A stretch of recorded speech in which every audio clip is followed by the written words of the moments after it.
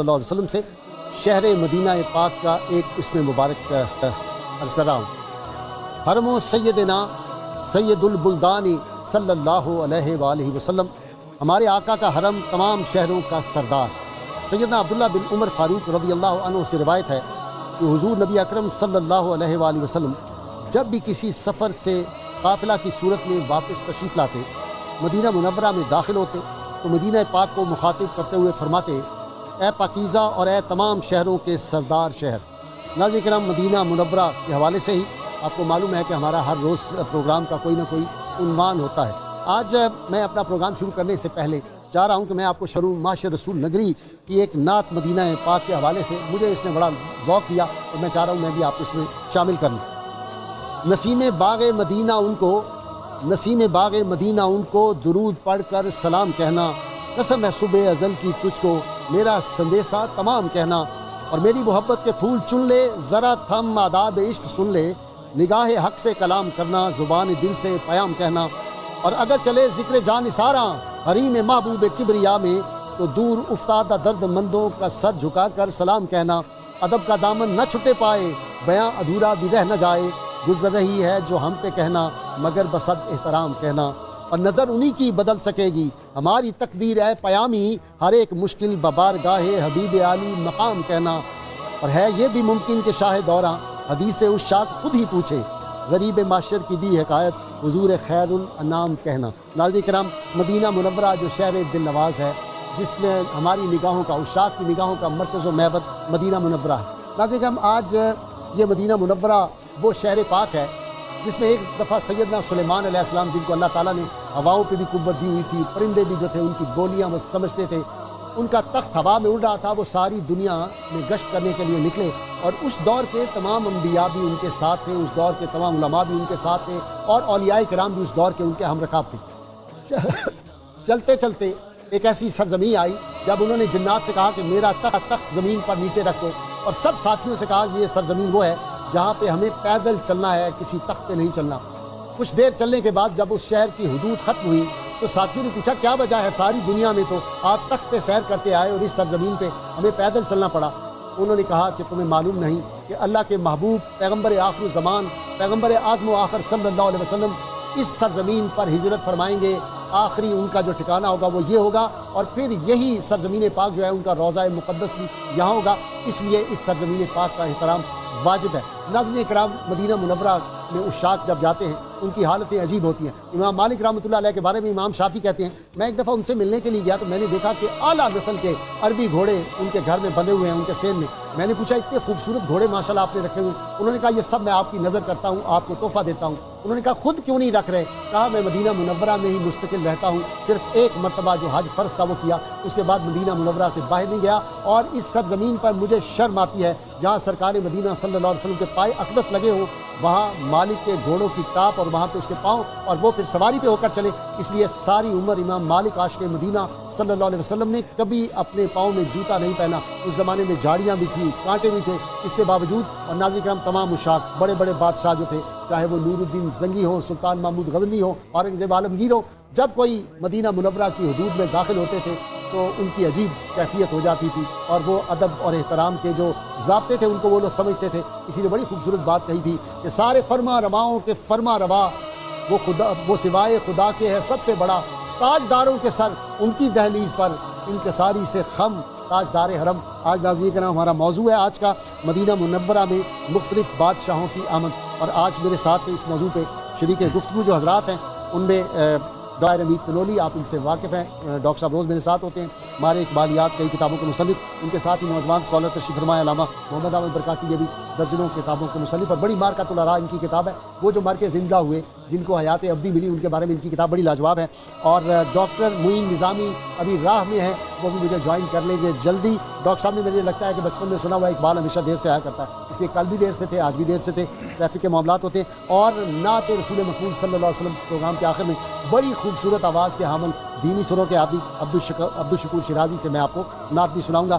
میں اپنی گفتگو کا جو آغاز ہے وہ کروں گا ایک اس کتاب سے ناظرین کرام، مجموعہ صلوات الرسول، پارہ نمبر 2 آج یہ کتاب ہے حضرت خواجہ عبد الرحمن شوروی رحمۃ اللہ علیہ جو بہت بڑے اپنے وقت کے ولی کامل تھے، وقت کے غوث تھے، اور ان کا کمال یہ تھا کہ وہ امی درویش تھے، کسی مدرسے میں، کسی یونیورسٹی، کسی کالج میں نہیں گئے، نبی کریم صلی اللہ علیہ وسلم کی نگاہ کرم کے صدقے میں ان کو سب علوم حاصل ہو گئے۔ 30 پاروں میں انہوں نے درود پاک لکھا۔ پہلا پارے کا کل جو خلاصہ ڈاکٹر طاہر حمید کلونی نے پیش کیا تھا، آج دوسرے پارے کا خلاصہ ڈاکٹر صاحب پیش کریں۔ جی ڈاکٹر صاحب ایسے ہی ہے؟ جی بھائی صاحب بہت شکریہ۔ ہم اس کا موضوع کیا ہے؟ جی ہم روزانہ ہر پارے سے 1-2 درود پاک پڑھتے ہیں تاکہ اس کا پتہ چل جائے اس پارے میں کیا بیان ہوا ہے۔ بھائی صاحب قبلہ یہ جو دوسرا پارہ ہے اس کا عنوان ہے فی صلاتہ و سلامہ، یعنی یہ پورا پارہ آپ صلی اللہ علیہ وسلم پر صلاۃ و سلام کے مختلف صیغوں کا حامل ہے۔ جیسا کل میں نے عرض کیا تھا کہ ہر پارے کا آغاز تسمیہ سے ہی نہیں ہوتا بلکہ تسمیہ کی خاص ڈائمینشن سے ہوتا ہے۔ جیسے اس پارے کا آغاز ہو رہا ہے اللہ بسم اللہ الرحمن الرحیم، اللہم انی اسألک بمحمد بسم اللہ الرحمن الرحیم وبرحمت بسم اللہ الرحمن الرحیم وبمربت بسم اللہ الرحمن الرحیم، کہ ہم اللہ کی بارگاہ میں سوال کر رہے ہیں اس ہستی کے توسط سے جن پر بسم اللہ الرحمن الرحیم اتری، بسم اللہ الرحمن الرحیم کے جلال کے تصدق سے دعا کریں۔ ابھی آپ نے سلیمان علیہ السلام کا ذکر کیا تو یہ بسم اللہ کا جلال ہی تھا۔ جب سلیمان علیہ السلام نے یہ لکھا انہ من سلیمان و انہ بسم اللہ الرحمن الرحیم، تو ملکہ سبا کو سر تسلیم ہم کرنا پڑا، اور اس ہستی کے تصدق سے اللہ کی بارگاہ میں سوال کر رہے ہیں جو بسم اللہ الرحمن الرحیم سے رابطے کا ہمارا ذریعہ وہ آپ صلی اللہ علیہ وسلم کی ذات پاک ہے۔ سبحان اللہ۔ اچھا اب ایک دروشی پڑھتے ہیں۔ دروشی دوسرے پارے میں ہے، دوسرے پارے کا صفحہ نمبر 214 ہے۔ حضرت خواجہ عبد الرحمن چھوری علیہ رحمۃ لکھتے ہیں اللہم صلی علی سیدنا محمد الذی ملأت قلبہ من جلالک وعینہ من جمالک فاصبح فرحا مؤیدا منصورا وعلی آلہ وصحبہ وسلم تسلیما والحمد للہ علی ذلک حمدا کثیرا۔ اے اللہ صلاۃ والسلام بھیج ہمارے آقا حضرت محمد صلی اللہ علیہ وسلم پر کہ جن کے دل کو تو نے اپنے جلال سے بھرا، جن کی آنکھوں کو تو نے اپنے جمال سے بھرا، اور اس جلال و جمال کے اعتدال اور حامل ہونے کا نتیجہ یہ نکلا کہ آپ نے انہیں نصرت یافتہ بنایا، فتح کی مسرت کا حامل بنایا، اور ان پر، ان کی آل پر، ان کے اصحاب پر صلاۃ والسلام ہوں، اور اس پر اللہ کی حمد و کثیر زیادہ سے زیادہ۔ غازی صاحب قبلہ یہ درود پاک جس طرف اشارہ دیتا ہے ہمیں کہ ساری منزلیں جلال اور جمال کے اعتدال میں مضمر ہیں، ساری کامیابیاں جلال و جمال کے اعتدال کے ساتھ ہیں، اور اس کا نمونہ عمل آپ کی ذات مبارکہ ہے۔ اچھا اب جو اللہ کی طرف سے تائید اور نصرت ہے آپ صلی اللہ علیہ وسلم کے امتیازات میں سے آپ نے شاہ فرمایا شوکت سنجر و سلیم تیرے جلال کی نمود، فقر جنید و باجدید تیرا جمال بے حضور کی نقاب۔ امت میں آپ کا جلال و جمال اس طرح چلا، آپ کی ہستی تو جلال و جمال کی جامع ہے لیکن صوفیاء کے جمال کے مظہر کامل ہیں، اور آپ کی امت کے عادل حکمران آپ کے جلال کے مظہر نمونہ ہے۔ تو یہاں پہ جس طرح حضرت خواجہ عبد الرحمن چھوری اشارہ فرما رہے ہیں کہ آپ صلی اللہ علیہ وسلم کے امتیازات میں سے ہے، آپ نے فرمایا مجھے 1 مہینے کی روب کی مسافت کی روب سے میری نصرت کی گئی ہے، یعنی آپ کی وہ شان۔ اچھا اس پہ پھر حمد ہے۔ اب سورہ نصر کو دیکھیں کہ جب اللہ رب العزت نے ارشاد فرمایا کہ جب سارے اللہ کی نصرت آ گئی اور سب فوج در فوج اسلام میں داخل ہونے لگے تو ہمیں میرے محبوب کیا کریں، فسبح بحمد ربک، اب اللہ کی تسبیح بیان کریں اور اس کی تحمید بیان کریں، یعنی تسبیح اور تحمید کا ایک خاص ربط ہے جو اللہ کی طرف سے نصرت اترتی ہے اس کے ساتھ۔ اچھا آپ وسلم کی عائشہ قبلہ خاص شان رحمت ہے۔ اب درود شریف کو کس طرح بیان کرتے ہیں؟ درود پاک اللہم صلی وسلم علی سیدنا محمد وعلی آل سیدنا محمد الذی لما کسرت رباعیتہ وشج وجهه الميمون قال اللهم اغفر لقومي فانهم لا يعلمون۔ اے میرے اللہ میرے آقا پہ درود و سلام بھیج، وہ آقا جب ان کے دندان مبارک زخمی ہوئے، شہید ہوئے، ان کا رخسار مبارک زخمی ہوا، آپ کا چہرہ زخمی ہوا، تو آپ نے کیا کہا؟ اے اللہ ان لوگوں کو معاف کر دے، انہیں نہیں پتا میں کون ہوں، یہ میرے مقام و مرتبے سے نہیں آگا۔ شہر محبت سے پیغام آیا ہے، شہر دل نواز سے۔ اچھا نہیں رابطہ نہیں ہو سکا، ٹھیک، ڈاکٹر معین نظامی کو بھیج دیں، کوئی عرض نہیں ہے، اور میلٹی چھوڑ دیں، بھیج دیں ان کو۔ جی تو اب یہ جو درود پاک ہے یہ آپ صلی اللہ علیہ وسلم کی شان رحمت کو بدرجہ کمال بیان کرتا ہے کہ ایسے ماحول میں بھی جبکہ مخالفین کا ایسا رویہ ہے، آپ دعا کیا فرما رہے ہیں؟ یعنی وہ چہرہ ہے انور جس کی حفاظت اللہ کے ذمہ ہے، میمون چہرہ ہے، وہ جب زخمی ہوتا ہے تو آپ دعا کرتے ہیں اللہ ان لوگوں کو پتہ نہیں ہے، ان کو معاف کر۔ ہائے ہائے، اچھا سلام اس پر کہ جس نے خون کے پیاسوں کو قبائیں دی، سلام اس پر کہ جس نے گالیاں سن کر دعائیں دی۔ آپ یہ کو شان فرماتے ہیں اللہم صلی وسلم علی سیدنا محمد وعلی آل سیدنا محمد الذی لا احد یوم القیامت راکب سواہ وجمیع الخلائق یلوذون بحماہ ینادونہ یا محمد آہ۔ اے اللہ ہمارے آقا آپ کا درود بھیج جن کی شان یہ ہے قیامت کے دن آپ کے بغیر کوئی سوار نہ ہوگا، ہر شخص آپ کے دامن رحمت میں چھپا ہوگا اور یہی کہہ رہا ہوگا یا محمد یا محمد، یہ آپ کی شان۔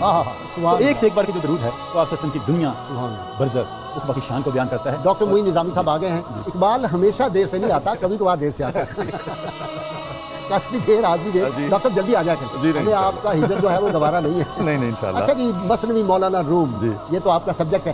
مولانا روم نے فرمایا کہ حاجیوں کا قافلہ جا رہا تھا، ایک شخص بیٹھا ہوا، تپتی دھوپ ہے اور وہ شخص بیٹھا ہوا ہے روزے کی حالت میں ہے، اور یہ سب لوگ حیران ہو گئے کہ تپتی دھوپ میں بغیر سایہ کے آدمی بیٹھا ہوا ہے اور بڑا پرسکون ایسے جیسے کوئی باغ میں بیٹھا ہوا ہے اور باد بہاری چل رہی ہے۔ یہ سب لوگ اس کے قریب گئے، انہوں نے کہا میاں یہ کیا بات ہے؟ جب دیکھا تو اس کے ہاتھ جو تھے اس پہ پانی کے قطرات تھے، اس کے چہرے تر و تازہ تھا۔ انہوں نے جب جس جگہ بیٹھا ہوا تھا وہاں ہاتھ لگایا تو وہ جگہ ٹھنڈی یخ برف اور بڑی ٹھنڈی ہوا تھی وہاں۔ تو انہوں نے کہا یار تمہاری تو موجیں ہیں اور ہماری حال دیکھو، سفر میں ہم حج کے لیے جا رہے ہیں۔ انہوں نے ہاتھ اٹھائے، بارے الہ جو تو نے مجھ کو نعمتیں عطا کی ہیں ان کو بھی عطا کر دے۔ تھوڑی دیر بعد ہلکی ہلکی بارش، نمی کھلتی شروع ہو گئی اور ماحول بدل گیا۔ وہ سارے حجاج پوچھنے لگے، مولانا روم لکھتے ہیں اس آدمی سے کہ یہ کیسے ہوا؟ اس نے کہا میاں اللہ سے جب دعا مانگو تو پورے یقین کامل سے مانگو، اللہ، جو اس سے مانگو وہ عطا کرتا ہے، بے شک، اصل بات یہ یقین کی کمی۔ جی مثنوی مولانا جی بہت خوبصورت ایک واقعہ انہوں نے لکھا ہے کہ ایران کے مشہور شہر قزوین میں یہ ایک فیشن چل پڑا کہ وہ لوگ اپنے جسم میں خصوصاً نوجوان مختلف نقش و نگار بدواتے تھے، اب بھی بنواتے اب بھی بنواتے یورپ میں، ہمارے یہاں بھی فیشن جی بالکل بہت زیادہ شروع ہو گیا، جماعتوں کے وہ خواتین جو ہے بالکل۔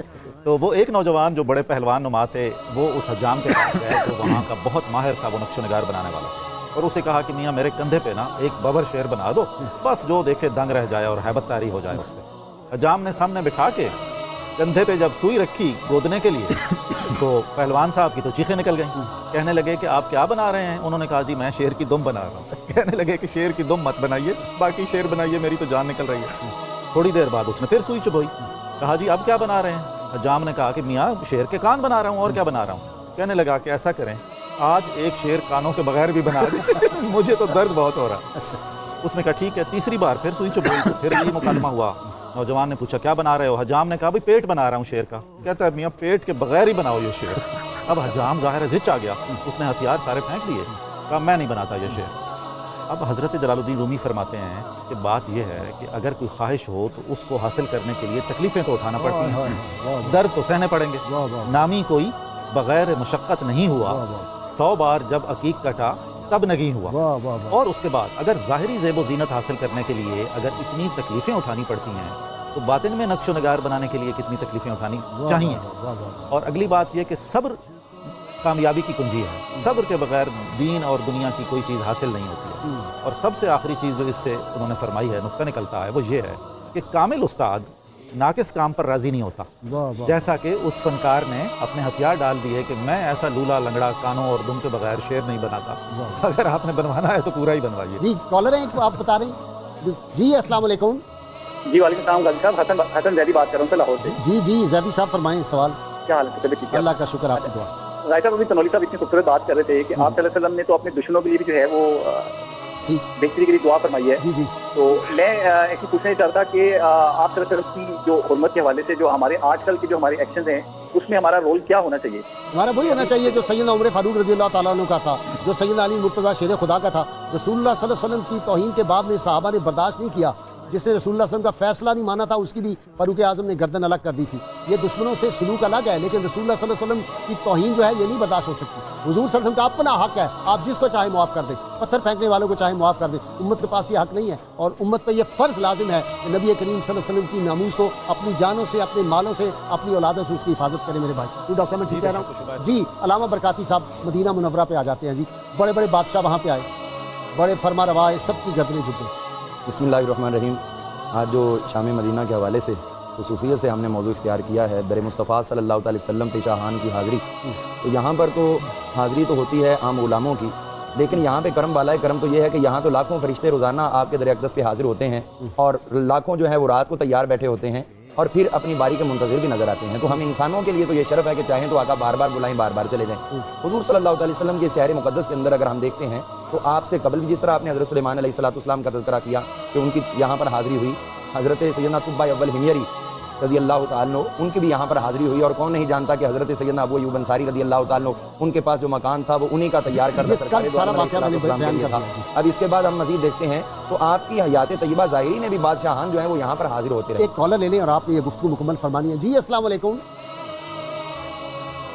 کون صاحب؟ السلام علیکم۔ وعلیکم السلام ورحمۃ اللہ۔ جی حضرت میں حیدرآباد سے بات کر رہا ہوں، محمد سیف۔ جی بھائی اور میں تقریباً آپ کی 4 مہینے سے آپ کے پروگرام میں کال کر رہا ہوں، آج اللہ تعالیٰ کی طرف سے کال لگی۔ اچھا نہیں آپ رات کو سحری کے پروگرام میں کیجیے، انشاءاللہ آپ کی ضرور کال اٹینڈ ہوگی۔ نہیں میں نے کل رات بھی ٹرائی کیا پر میرا نصیب۔ آپ اپنے میرے پروڈیوسر کو اپنا نمبر ابھی لکھا دیں، آ گیا ہوگا آپ کو خود یہ کال کر لیں گے، میں ابھی کہہ دیتا ہوں۔ جی بڑی مہربانی۔ سوال فرمائیں آپ۔ میرا سوال یہ ہے کہ مدینہ شریف کی حاضری کے لیے کوئی ایسا عمل بتائیے کہ جو اللہ تعالیٰ مجھے مدینہ شریف کی حاضری نصیب فرمائے۔ جب بھی رمضان شریف شروع ہوتے ہیں مجھے دل ایسا کرتا ہے کہ میں رمضان شریف مدینہ شریف شروع کروں۔ یہ ڈاکٹر معین نظامی کا سبجیکٹ ہے، ان سے پوچھتے ہیں، کہتے ہیں کہ مدینہ منورہ میری حاضری جلدی ہو جائے، کون سا وظیفہ؟ حضور والا عشق مصطفیٰ صلی اللہ علیہ وسلم اور یاد رسول صلی اللہ علیہ وآلہ وسلم اور کثرت درود شریف، یہی مجرب بتائے جاتے ہیں۔ تو کیا ہے جی، ان کی چشم کرم کو ہے اس کی خبر، اس مسافر کو ہے کتنا ذوق سفر، ہم کو اقبال جب بھی اجازت ملی ہم بھی آقا کے دربار پر جائیں گے۔ یہ درود پاک پڑھتے رہیں، انشاءاللہ بلاوا آئے گا مدینے سے۔ جی پنجابی کے شاعر نے بھی کہا تھا نا، جڑے دل وچ رکھ دے نے ارمان مدینے دے وہ بن جاندے نے کدے نہ کدے مہمان مدینے۔ ہاں سبحان اللہ۔ جی تو میں عرض کر رہا تھا کہ آپ کی ظاہری حیات طیبہ میں جب ابو جہل اینڈ کمپنی نے حبیب یمنی کو بلوایا، جو یمن کے فرما روا تھے، تو وہ آئے تھے سرکار دو عالم صلی اللہ علیہ وسلم کا امتحان کرنے، لیکن خود غلامان مصطفیٰ کی صف میں شامل ہو گئے، اور جس یہ وہ موقع ہے جی خان صاحب کی کال مدینہ۔ عزیز خان صاحب السلام علیکم۔ وعلیکم السلام، کیسے ہیں جناب؟ ٹھیک ٹھاک؟ بس پھر آنے لگی شہر محبت کی ہوائیں، پھر پیش نظر ہو گئی جنت کی فضائیں، اے قافلے والو کہیں وہ گنبد خضرا۔ پچھلے 3-4 مہینے سے اتنا پیارا پروگرام ہے کہ انسان جو ہے وہ، بڑی مہربانی جی۔ آپ اس وقت کہاں، اس وقت آپ کہاں ہیں؟ اس وقت روضہ انور کے پاس ہیں؟ جی میں ابھی نماز پڑھ کے آیا ہوں۔ اچھا، ہمیشہ آپ کی ٹیم کی طرف سے روزہ رسول پہ آپ کا سلام پیش کرتا ہوں۔ بڑی کرم نوازی، پروگرام جو آپ نے شروع کیا ہے بہت ہی پیارا پروگرام ہے، بہت شکریہ۔ اللہ تعالیٰ سے دعا ہے کہ اس کو آپ کو اللہ صحت دے اور اس کو جاری اور ساری رکھنے کی توفیق عطا فرمائے۔ بہت شکریہ، نہیں کہنا تھا، بڑی کرم نوازی، بہت شکریہ جی۔ جی میں عرض کر رہا تھا کہ حبیب یمنی جو ہے ان کو بلوایا گیا کہ آپ جو ہے حضور صلی اللہ علیہ وسلم کے ساتھ گفتگو کریں، کلام کریں، تاکہ ان کا مذہب نعوذ باللہ غلط ثابت ہو۔ تو یہ الگ بات ہے کہ اس وقت کیا ہوا کہ جو وہ انہوں نے مطالبہ کیا مشہور ہے شق کمر کا، شق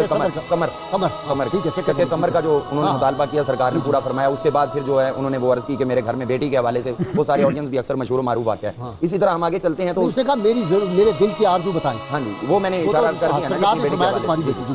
تو اس کے بعد یہ ہے کہ نبی کریم صلی اللہ علیہ وسلم کی ظاہری حیات طیبہ کے بعد بھی دیکھتے ہیں تو یہاں پر حکمران جو ہے حاضری دیتے آئے ہیں، لیکن غازی صاحب جو میں نے مطالعہ کیا اس میں ایک چیز مجھے ضرور سمجھ آئی ہے کہ بے شمار بادشاہان یہاں پر حاضر ہوتے رہے ہیں، لیکن اکثر ترین بادشاہان جو انہوں نے اپنی حاضری کو مخفی رکھا، چھپانے کی کوشش کی، باقی سارے معاملات اوپن رکھتے سارے گئے ہیں وہاں، حاضری سبھی صاحبان دل کوئی رہ نہیں گیا۔ مجھے لے لیے بریک، علامہ صاحب ہماری گفتگو جاری رہے گی۔ ناظرین اکرام بہت مختصر سی بریک، اور یہ ذکر پاک شہر دل نواز کا جاری رہے گا، کس طرح بادشاہان وقت وہاں پہ جاتے تھے، کس طرح اپنے سر جھکاتے تھے، اور جو وہاں جھک جائے اس کو عظمتیں ملتی ہیں، جو وہاں نہ جھکے پھر اس کے مقدر میں ذلت ہو جاتی ہے۔ ہمارے ساتھ رہیے۔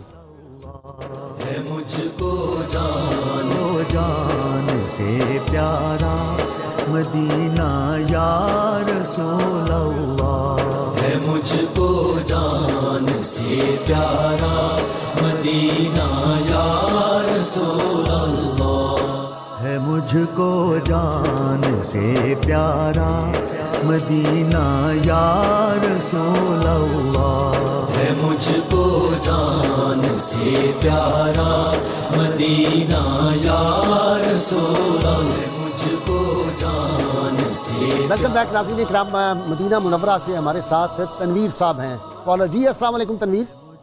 وعلیکم السلام غازی صاحب، کیا حال ہے جی؟ ٹھیک ہو؟ اللہ کا شکر ہے، آپ سنائیں۔ ہاں جی، اس دن بھی آپ کو فون کیا تھا تو میں نے آپ کو کہا تھا کہ آپ کو ٹوپی بہت اچھی لگتی ہے، تو آپ کے کہنے پہ میں نے پہن لی ہے ٹوپی۔ اور بتاؤں؟ ماشاء اللہ، رمضان مبارک ہو آپ کو۔ بہت شکریہ۔ اچھا، میں نے یہ بات کرنی ہے کہ تقریباً پاکستان کی تاریخ میں ایسا پروگرام نہیں چلا الحمدللہ، بھی آپ نے شروع کیا، کوئی شک نہیں۔ یہ 92 کا بہت بڑا اقدام ہے جو انہوں نے یہ چینل یہ پروگرام آپ نے شروع کیا، اور ہم کو معلوم ابھی پڑ رہا ہے کہ ہماری جو تاریخ ہے اسلام میں آپ صلی اللہ علیہ وسلم کے بعد جو انبیاء کرام جو آئے، صحابہ اللہ کرام آئے، وہ سب صحابہ کرام نے کیا کیا ہم کو تو معلوم ہی نہیں کہ کیا کیا ہوا ہے۔ صحیح ہے، بس آپ دعا کیا کریں۔ روضہ رسول صلی اللہ علیہ وسلم پہ جا کے 92 کے ناظرین، ہمارے ساری ٹیم جو اس وقت ورک کر رہی ہے، سارے اسکالر، سب کا سلام عرض کیجیے گا مؤدبانہ۔ آپ بہت شکریہ۔ جی جی جی، تھوڑا سا یہ بھی بتا دیں، یہ دوسرے جو چینل ہیں ان کے اوپر بہت واحد جو اللہ ان کو ہدایت ہے انشاءاللہ۔ آپ کا جی نیکسٹ کالر دے دیں۔ السلام علیکم۔ وعلیکم السلام جی کون صاحب؟ سر عمران خان بات کر رہا ہوں بہاڑی سے۔ جی عمران فرمائیں۔ سر میری آپ سے پہلے بھی تھوڑی بہت بات ہو چکی ہے مدینہ پاک میں عبدالعزیز سعیدی صاحب کے پاس۔ ہاں ٹھیک ہے جی فرمائیں۔ وہ میرے کزن ہے، میں آپ کو ایک شعر سنانا چاہتا ہوں۔ جی سنائیں ضرور، وزن میں ہو شعر۔ جی پڑھ کر درود ان پر مؤثر میں ہو گیا، ہاں پکیزہ کر گیا مجھے رشتہ حضور کا۔ بہت شکریہ، بڑی مہربانی جی۔ نیکسٹ کالر بھی دے دیں جی۔ السلام علیکم جی۔ ہو عظیم نعت خان جناب ایوب بھٹی صاحب، ماشاء اللہ پروفیسر ایوب بھٹی زندہ باد۔ جی بھٹی صاحب جلدی۔ مدینہ شریف کی باتیں ہو رہی ہیں اور ایک شعر مدینہ شریف کی جی جلدی سنا دیں۔ راتیں بھی مدینے کی، راتیں بھی مدینے کی، جینا یہاں جینا ہے کیا بات ہے جینے کی۔ جی بہت شکریہ۔ حافظ سردار صاحب ایک ہوتے تھے جی نابینا، جو وہ مدینہ منورہ میں رہے اور وہیں ان کا مدفن بنا۔ حکیم محمد موسیٰ رحمۃ اللہ علیہ جو تھے امرتسری، ان کے وہ بڑے کلوز تھے۔ تو یہ میرے بیٹے انس، اسامہ اور سعد ابھی بہت چھوٹے چھوٹے تھے 92 میں، تو یہ ان کو صبح کی نماز کے بعد پکڑ لیتے تھے اور کہتے تھے ہمیں نعت سنائیں. وہ روز ایک ہی نعت سناتے تھے اور ہر روز ایک نیا مزہ ہوتا تھا. نعت یہ تھی راتیں بھی مدینے کی باتیں بھی مدینے کی جینا یہاں جینا ہے. کیا بات ہے جینے کی. جی مدینہ منورہ دنیا کے شہنشاہ گردنیں جھکائے. بے شک و شبہ زمانہ قدیم میں بادشاہوں کا بہت طویل سفر کرنا اور اپنی سلطنت سے الگ رہنا دشوار ہوتا تھا. چنانچہ قرب و جوار کے جو علاقے تھے وہاں کے حکمران کثرت سے حاضر ہوتے رہے. اب دور جدید میں تو ہم دیکھتے ہیں کہ چونکہ ذرائع آمد و رفت میں بہت آسانی آ گئی ہے اور انتظامات اور کوئی تختہ الٹ جانے کا خطرہ نہیں ہوتا. چنانچہ تمام ممالک کے مسلمان ویسے مدینہ جو بھی جائے اس کا تختہ نہیں الٹتا. جب وہ مدینہ سے منہ پھیرتے ہیں تو پھر جی ایسا ہی ہے. بالکل آپ صحیح فرما رہے ہیں. یقیناً ایسا ہی ہے. جب ختم نبوت پہ کوئی بددیانتی کرے ذرا گڑبڑ کرے جی ایسا ہی ہے. وہ تو ظاہر ہے.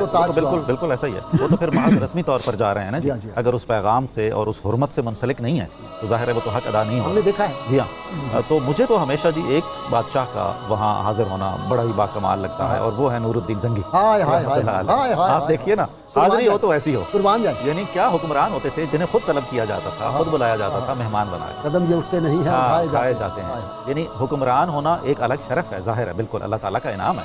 اور اگر اس حکمران کے دل میں حب رسول صلی اللہ علیہ وآلہ وسلم بھی ہو تو پھر تو دو شرف ہے. اور اس شرف کا تو کوئی مقابلہ ہی نہیں ہے. وہ تو دارین کا شرف ہے. تو نور الدین زنگی کو خواب میں آ کے طلب فرمایا جاتا ہے دکھایا جاتا ہے بتایا جاتا ہے اور اس کے وہ نتائج جو بہت مشہور. خواب میں آپ صلی اللہ علیہ وسلم 3 دن آئے کہتے ہیں. جی ہاں. اور پھر آپ نے وہ دکھا دیے جو بدبخت مجرم تھے ان کی شکلیں دکھا دیں.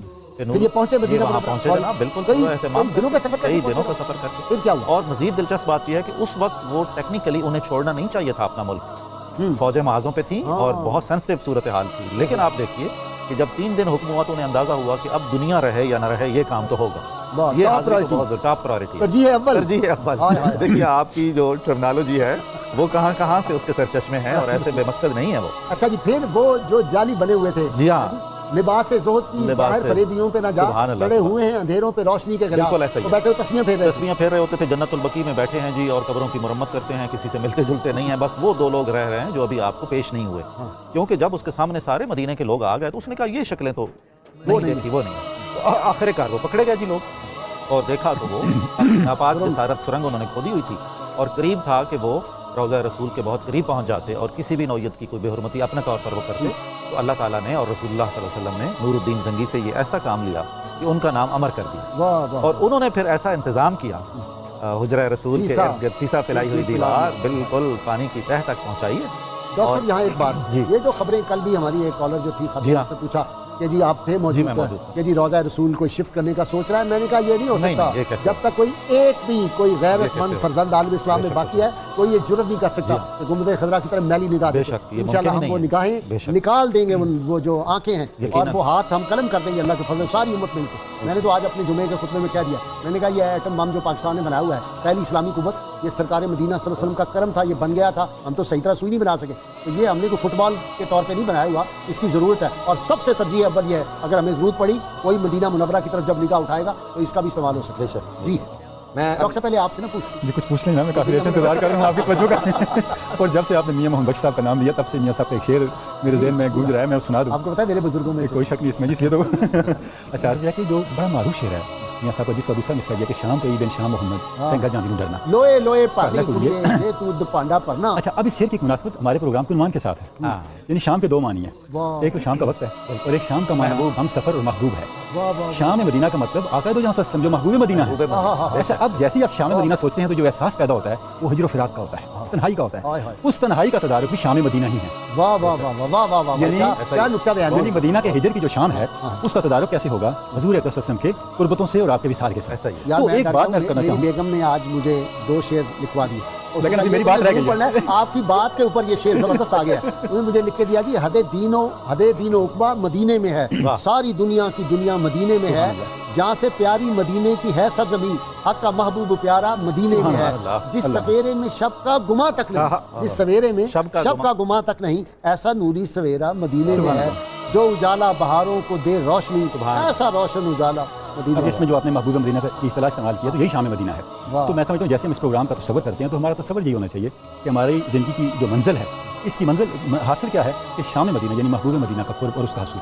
جو ہم ڈسکس کر رہے ہیں شہنشاہوں کا مدینہ طیبہ میں آنا بھائی صاحب اس کی ایک اور ڈائمنشن جس طرح میں اشارہ کرنا چاہوں گا وہ یہ ہے شہنشاہ تو آتے رہے لیکن مدینہ طیبہ خود شہروں کا شہنشاہ ہے. وہ کس طرح؟ مدینہ طیبہ کا ایک نام ہے تاخذ القریٰ ارشاد آپ وسلم کا ارشاد پاک ہے امرت بقریۃ تاکل القری، مجھے ایسے شہر میں جانے کا حکم ملا جو سب شہروں کو کھا جاتا ہے.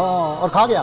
اس کا مطلب کیا ہے؟ اس کا مطلب یہ کہ ہر شہر نے اس کے سامنے مفتوح ہو کے رہنا ہے، مغلوب ہو کے رہنا ہے، سب اسی طرف جھکتے ہیں. اس شہر ہر دنیا کے ہر شہر کے شہری کی منزل مدینہ ہے. وہ مقیم وہی ہے، دنیا کی کسی جگہ پر بھی وہ قیام پذیر ہے، لیکن اس کے رہنے والے کا حقیقی وطن جس سے محبت ہے وہ مسکن یار ہے، وہ مدینہ ہے. تو مدینہ دوسرا ایک اور بھی پہلو ہے ڈاکٹر صاحب، آپ نے دیکھا دنیا میں ڈاکٹر نظامی مہنگی ترین زمین پوری دنیا میں جو زمین ہے وہ فٹوں کے حساب سے تو بکتی ہے، مرلوں کے حساب سے بکتی ہے، انچوں کے حساب سے ایک ہی زمین ہے جو بکتی ہے.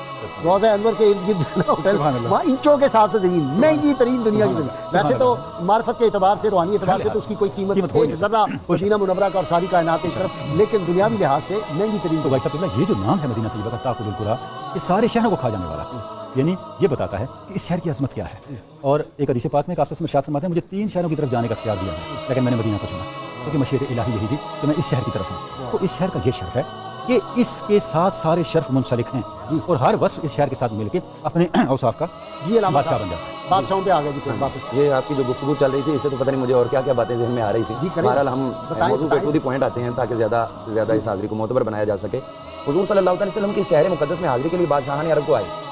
ولید بن عبد الملک آیا، حضرت عمر بن عبدالعزیز رضی اللہ عنہ گورنر ہے، وہ حاضری کے لیے آیا اور اس نے آگے دور سے پوچھا کہ سامنے جو خوبصورت سی جگہ بنی جس کے اوپر چھت پڑی ہے وہ جگہ کون سی ہے؟ تو حضرت عمر بن عبدالعزیز رضی اللہ عنہ بتا رہے ہیں کہ سرکار دو عالم علیہ السلام اور آپ کے دونوں صاحب ان کا وہ میں نے گنبد مبارک تیار کیا. تو یہ وہاں پر گئے، دیکھا، حاضری دی، خوش ہوئے، پھر کہنے لگے کہ ایسے چھوٹے چھوٹے جو نا باقی پوری مسجد کے اندر بھی بنا.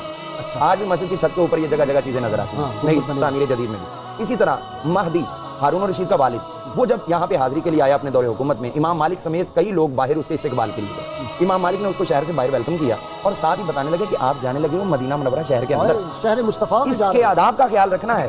تو اس نے کہا حضرت کیا ہے؟ آپ فرمانے لگے کہ پہلے انا کا تمرو، یہاں سے تو گزرے گا تو قومن یسارا کا و یمینا کا، کچھ لوگ تمہارے دائیں بھی ہوں گے بائیں بھی ہوں گے، ان کو معمولی نہ سمجھنا، ہم اولاد صحابہ، وہ صحابہ کی اولادیں ہوں گی. فسلم علیہم، ان کو سلام کیے بغیر آگے نہ جانا، ان صحابہ اکرام کے بچوں کو سلام کرنا. اور پھر آگے لکھتے ہیں اپنا وفاء الوفا کے اندر امام سمودی وہ کہتے ہیں کہ جب وہ گیا تو جاتے ہوئے جگہ جگہ پہ رک رک کے وہ سلام کرتا ہے. ما امرہ، یہ لفظ قابل غور ہے، ما امرہ، جو امام مالک نے اس کو حکم دیا. اب امیر المومنین وہ خود ہے اور حکم دے رہے ہیں جو اس کے رعایا میں سے ہیں. اس کا مطلب ہے کہ چاہے رعایا میں سے ہو چاہے کہیں سے بھی ہو، جو تمہیں احترام مصطفیٰ بتائے گا اس کو فالو کرنا تمہارے لیے حکم ہی کا درجہ رکھتا ہے. اس کے بعد پھر یہ ہوا کہ جب ہارون آیا ملکہ خزران کے ساتھ اپنی سوتیلی والدہ کے یہاں پر حاضر ہوا تو یہاں پر حاضری کے لیے اس نے دیکھا بہت سے معاملات. تو ایک گورنر کو پہلے آرڈر دیا کہ سرکار دو عالم علیہ السلام کا وہ جو حجرہ مبارکہ ہے جس کے اوپر یہ تمام چیزیں تیار ہیں اس کے اندر 3 پردے لٹکاؤ. اور یہ پہلی دفعہ 3 پردے تب لٹکائے گئے آپ کے اس حجرہ مبارکہ کے اندر. اور جب جانے لگا تو وہاں پہنچا، امام مالک ہی تشریف فرما ہے. ان سے پوچھا کہ یہ کیا چیزیں ہیں، آپ نے پردہ ہماری توجہ دلائی وہ چڑھا دیا گیا سب ہوا، اس کا کیا مقصد ہے؟ تو امام مالک نے ایک بات بتائی. آپ فرمانے لگے جو کعبۃ اللہ کے اوپر غلاف چڑھایا جاتا ہے وہ اس لیے چڑھایا جاتا ہے کہ اس کے اندر اللہ کی تعظیم والی چیزیں موجود ہیں جن کو اللہ نے عظمت بخشی ہے وہ موجود ہیں. اور اس حجرے کے اندر تمام عظمتوں کے عظمت کے امین جلوہ فرما، لہٰذا ان کے اوپر ہم یہ. اور پھر آپ فرماتے ہیں کہ تعظیم و قبر ہی تعظیم ہو، سرکار دو عالم علیہ السلام کی قبر انور کی تعظیم در حقیقت آپ ہی کی تعظیم ہے. تو اس طرح اگر ہم بادشاہ عرب کو دیکھتے ہیں یا بادشاہ عجم، یہ ہمارے کلات کا علاقہ، یہاں سے ایک بادشاہ تھا، اس نے ایک وفد روانہ کیا، غیر مسلم تھا، اس نے کچھ سوالات دیے کہ جو نبی آخر الزمان ہوں گے ان کو سوال کرنے وہ یہ جواب دیں گے. تو یہ جب وہاں پر پہنچے ساتھ میں گفٹ بھی دیے، ایک ادرک کا دیا، ساتھ میں ساگوان کی لکڑی بھی انہوں نے دی اور کہا کہ یہ پانی تبدیل کرتے جانا ادرک کا. اور وہاں تر و تازہ پہنچے. یہ سرکار دو عالم علیہ السلام کی خدمت طیبہ طاہرہ میں جب یہ چیزیں حاضر ہوئیں تو سرکار دو عالم علیہ السلام سے انہوں نے پہلے سوال کیے اور آقا نے اس کے جوابات عطا فرمائے. اور جب جواب دیے تو کہنے لگے کہ یہ کلات کا تحفہ یعنی پاکستان کا تحفہ، یہ آج شام مدینہ جو یہاں پر ہو رہی ہے یہ محبتیں تو آقا کریم علیہ السلام کے ساتھ اس وقت سے ہیں. انہوں نے عرض کیا حضور یہ تحفہ قبول فرمائے. نبی کریم علیہ السلام نے وہ ادرک لی اور اس کو ٹکڑے ٹکڑے کر کے پورے مدینہ منورہ کے اندر ہر صحابی کے گھر میں بھجوا. یہ ہمارا تحفہ وہاں پر تقسیم کیا گیا. اور پھر جو ساگوان کی لکڑی تھی آپ نے فرمایا اس کی چارپائی تیار کرو اور وہ چارپائی تیار کی گئی. اس کے اوپر سرکار دو عالم علیہ السلام خود آرام فرمایا کرتے تھے اور آپ کا وصال با کمال بھی اسی چارپائی پر ہوا. تو اس طرح اگر ہم دیکھتے ہیں وہ باختصار جو ہے عرض کر دیا کہ ہر شخص حاضری دیتا رہا ہے کسی کی مغفرت اور کسی کی. ڈاکٹر صاحب آپ کا بھی اور ڈاکٹر نظامی صاحب آپ کا نہ تو ہم بعد میں سنیں گے. ناظرین کرام ہم ہر روز آج کا شعر جو ہے وہ ہمیں ہمارے ناظرین بھجواتے ہیں. آج کا شعر آیا خیر پور سندھ سے محمد دین حسلی صاحب جو ہیں